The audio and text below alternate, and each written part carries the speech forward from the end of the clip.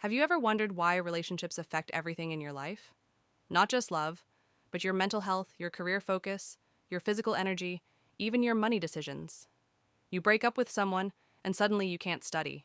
You can't sleep properly, you lose motivation, your confidence crashes, and you start asking yourself, why is this hurting me so much? If you're in your early 20s and relationships feel confusing, painful, addictive, or exhausting, this video is for you. I want to start by telling you why I'm even talking about this. Growing up, I saw something very interesting. My mother works as a healer, and over the years, she handled hundreds of cases. People with anxiety, depression, physical pain, career blocks, even financial issues, and again and again. When you go deep enough, the root cause was relationships, unhealthy bonds, unhealed attachment, emotional wounds that never got addressed. That's when I realized something important. Relationships are not just a love life topic. They literally decide the quality of your life. So today, we're going to talk about why some relationships feel addictive, why you attract the same patterns again and again, what attachment styles really are, and how you can slowly move towards secure, peaceful love. What is a relationship really? We casually use the word relationship, but a relationship is not just texting, calling, or spending time together.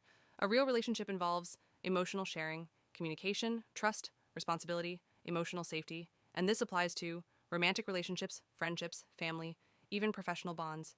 But today, let's focus mainly on romantic relationships because they touch the deepest emotional layers. The 3 types of bonding. Most people think bonding is just chemistry. But bonding happens on 3 levels. 1, psychological bonding. This is your attachment style, secure, anxious, or avoidant.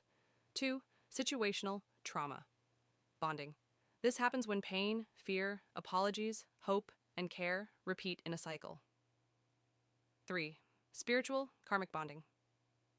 These relationships come to teach lessons, not to stay forever. Many people confuse trauma or karmic bonds with true love.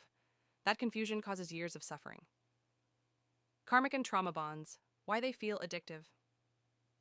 Let's talk about the most painful ones first. Karmic or trauma bonds usually look like this: intense attraction, deep emotional highs, sudden crashes, repeated fights, apologies, hope, then pain again. You keep thinking, maybe this time it will change. But it doesn't. These bonds exist to trigger your wounds, so you become aware of them. They feel permanent, but they're not. The lesson is not the person. The lesson is your attachment pattern. Once the lesson is learned, the bond either transforms into peace or naturally ends. Secure attachment. What healthy love actually feels like. Let's talk about the goal. Secure attachment. Secure relationships feel calm, safe, stable, respectful. There's open communication, emotional availability. No fear of abandonment, no mind games, no silent treatment. Conflicts happen, but they don't destroy you. The biggest truth? Secure attachment starts with feeling safe within yourself.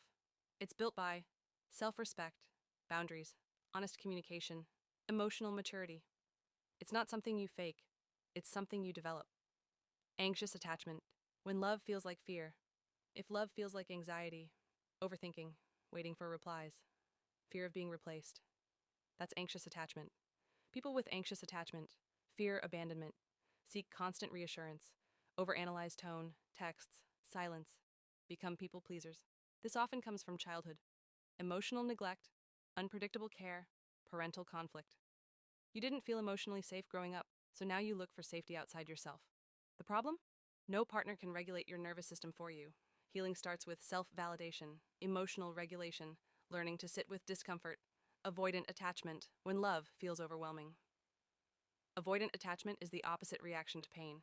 Instead of clinging, you distance. Avoidant people suppress emotions, avoid vulnerability, feel uncomfortable with closeness. Pull away when things get serious. They often appear cold, detached, egoistic. But underneath, it's fear, not confidence. Anxious and avoidant people attract each other like magnets, creating a push-pull cycle that feels intense but toxic.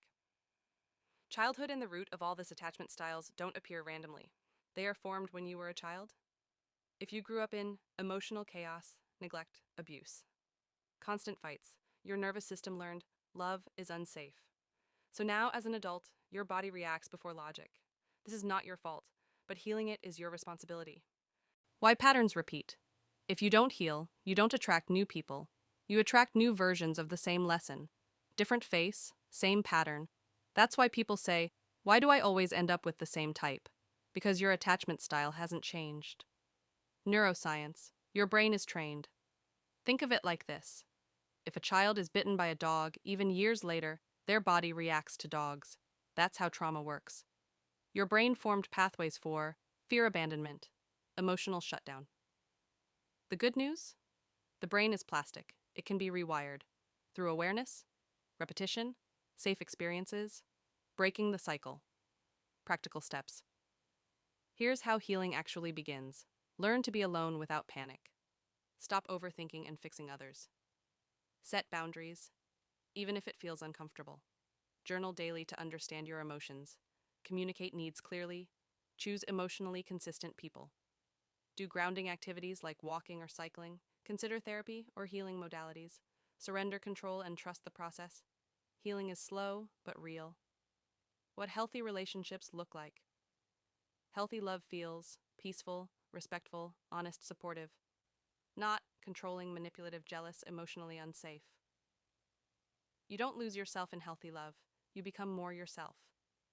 Spiritual perspective, karma, and growth. Some relationships come to stay. Some come to teach. Karma is not punishment. It's unfinished learning. Prayer, intention, and self-awareness help you choose better. When you heal, you don't attract pain anymore. You attract peace. How to attract the right partner. Most people say, I want the right partner. But here's the truth no one tells you. You don't attract what you want. You attract who you are. Before looking for a relationship, ask yourself one question. Do I know what I want and what I don't want?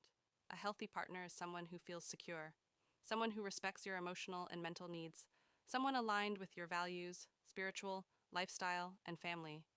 And just as important, be very clear about your non-negotiables. If cheating, violence, addiction, or control is a deal breaker, don't ignore the red flags, hoping they'll change. Clarity is attractive. Boundaries are powerful.